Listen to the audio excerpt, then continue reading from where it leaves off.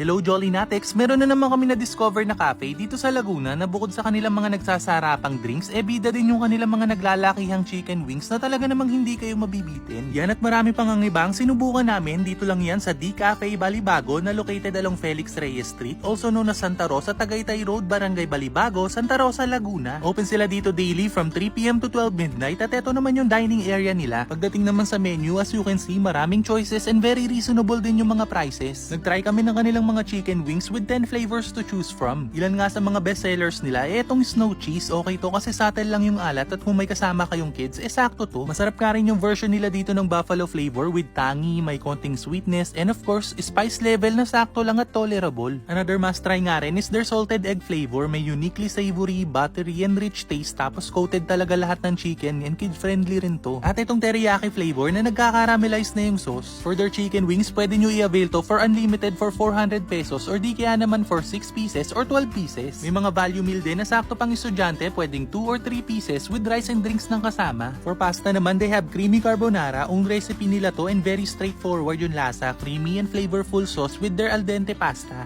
May ramen din sila and we tried their creamy tonkotsu served with big slice of soft pork chasu. For snacks naman, they have fries good for sharing for just 150 pesos and etong chicken poppers na for also 150 pesos. Masarap na pika-pika or di kaya naman order na lang kayo ng extra rice, sold na rin to. Pagdating naman sa drinks, honestly, lahat na nasubukan namin as in masarap at affordable. We tried their strawberry frap, biscoff frap, and cookies and cream frap. Pero yung nag-caught talaga ng attention namin is itong kanilang Thai milk tea na imported pa yung tea from Thailand. Freshly brewed din nilang ginagawa to every order to maintain quality, fragrant, milky, and may saktong tamis. Kaya naman kung natakam kayo sa video na to at naghahanap kayo ng place to chill with good food and ambience, dayuhin nyo na nga rin dito sa D Cafe Balibago. So paano, until our next food trip?